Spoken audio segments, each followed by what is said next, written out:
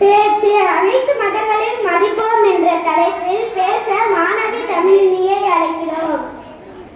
Respecting all religions, அனைத்து மதங்களையும் மதிப்போம். மதிப்பிற்குரிய தலைமை ஆசிரியர் அவர்களே, ஆசிரியர் பெருமக்களே, சிறப்பு விருந்தினர்களே, அன்பு மாணவ மாணவியர்களே, அனைவருக்கும் என் அன்பான வணக்கங்கள். அனைத்து மதங்களையும் மதிப்போம் இந்த தலைப்பில் சில கருத்துக்களை உங்களுடன் பகிர்ந்து கொள்வதில் மகிழ்ச்சி அடைகிறேன். இந்த உலகில் பல மொழிகள், பல இனங்கள், பல கலாச்சாரங்கள் இருப்பது போலவே பல மதங்களும் உள்ளன.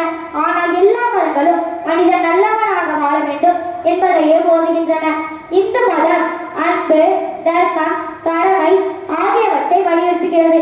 கிறிஸ்தவம் உன்னை போல் பிறரையும் அன்பு செய் என்ற அன்பின் வழியை கற்றுத்தருகிறது.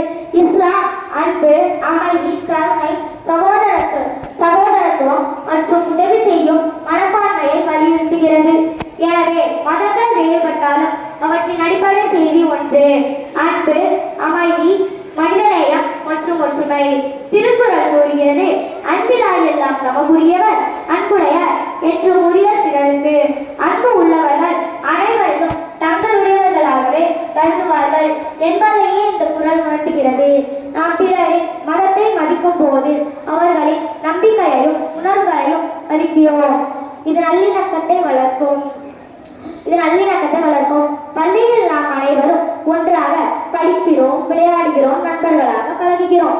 அதுபோல வாழ்க்கையிலும் மத வேறுபாடுகளை மறந்து மனிதநேயத்துடன் வாழ வேண்டும். இன்று நம் நாட்டின் மிகப்பெரிய பலம் வேற்றுமையில் ஒற்றுமை என்பதாகும். அந்த ஒற்றுமையை பாதுகாப்பது நம் ஒவ்வொருவரின் பொறுப்பு. இறுதியாக நாம் அனைவரும் ஒரு உறுதிமொழி ஏற்போம். நான் சொல்வதையே அனைவரும் சொல்லுங்கள். என் மதத்தை நேசிப்பேன், பிற மதங்களையும் மதிப்பேன், மத நல்லிணக்கத்தை வளர்ப்பேன், அனைவரிடமும் அன்புடனும் மரியாதையுடனும் நடந்து கொள்வேன். மதங்கள் பலவாக இருந்தாலும் மனிதநேயம் ஒன்று. அன்பு விதைப்போம், அமைதி அறுவடை செய்வோம். நன்றி, வணக்கம்.